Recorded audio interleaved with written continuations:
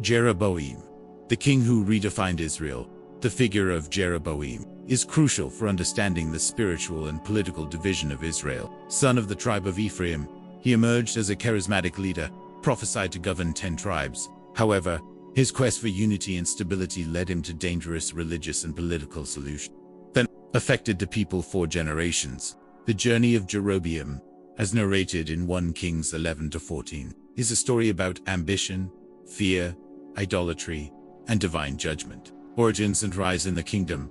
Jeroboam was born in Bethlehem, the son of an Ephraimite concubine. From humble beginnings, he stood out for his administrative skills, serving under King Solomon and becoming in charge of the tributes from the tribes of Ephraim. This responsibility put him in a position of influence and popularity, territorial break and prophecy in a context of spiritual backlash.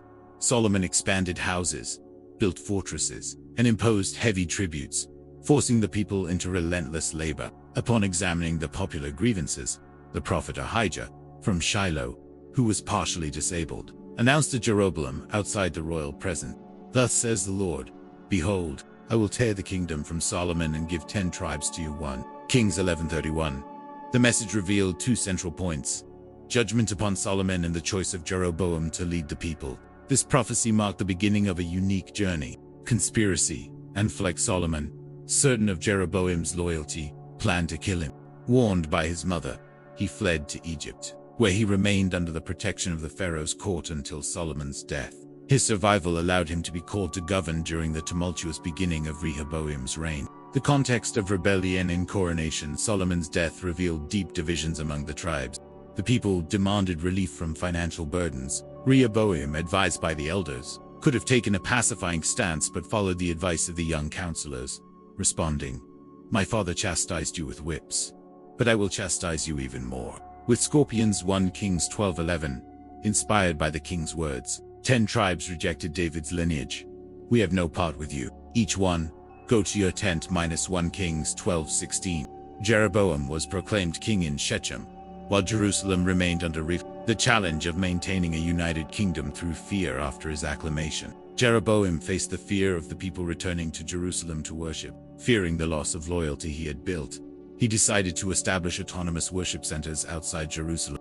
He erected 2 golden calves, one in Bethel and the other in Dan, symbolic expressions of the Exodus, but disconnected from the priestly centralization. He appointed priests who were not from the tribe of Levi. He published a religious calendar, similar to the competitive feast day in Jerusalem. This decision coincided with a protest for purity and national devotion, but contradicted the legal foundations given by God. Jeroboam declared, "Come, Israel, this is your God."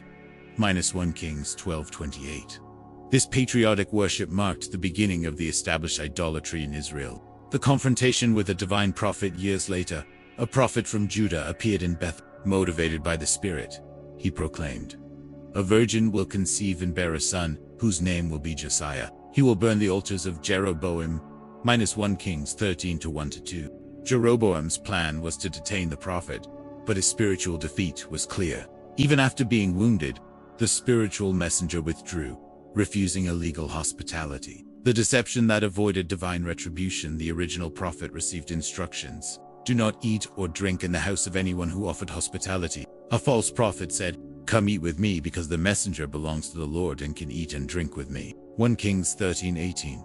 The prophet returned, died, and was buried in Judah, a symbolic narrative of the danger of disobeying the Lord. Jeroboam fell gravely ill and consulted a prophet with gratitude to the lords of Israel. "Go to Bethel, you will find a prophet for you. Go to the man of God who lives in Samaria." 1 Kings 13:11-13. The king's servant found a faithful prophet who healed him through faith. Judgment and annihilation of the royal house. The prophetic judgment announced by Ahijah, the second king of Israel. He overthrew Jeroboam's house. "I will destroy Jeroboam and his house. I will make it like the wall of a dung heap." 1 Kings 14:10. Grandson Nadab was assassinated, and Israel suffered political instability, with coups and internal wars succeeding one another. Spiritual legacy and consequences. The northern kingdom remained in revolt until the end of the exile in Assyria. The idolatry initiated by Jeroboam laid the foundation for heretical practices such as cult prostitution, building altars, and violating priestly codes. -1 Kings 14:22-24.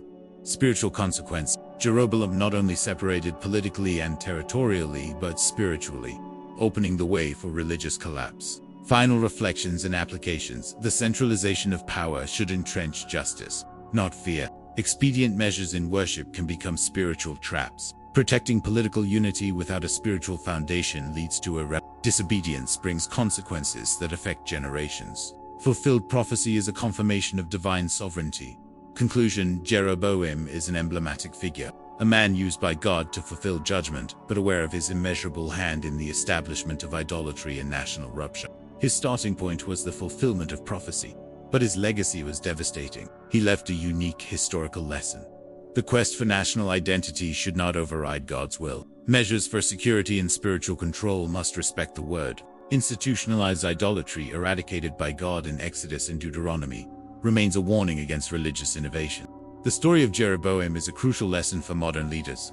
Faith, power, and politics can confuse us, if not grounded in the fear of God and obedience to his revelation. If you connected with this inspiring story, don't forget to share this video with someone who needs to know about Jeroboam. Hit the bell, subscribe to the channel, and give us a like. See you in the next video with more inspiring stories like this one.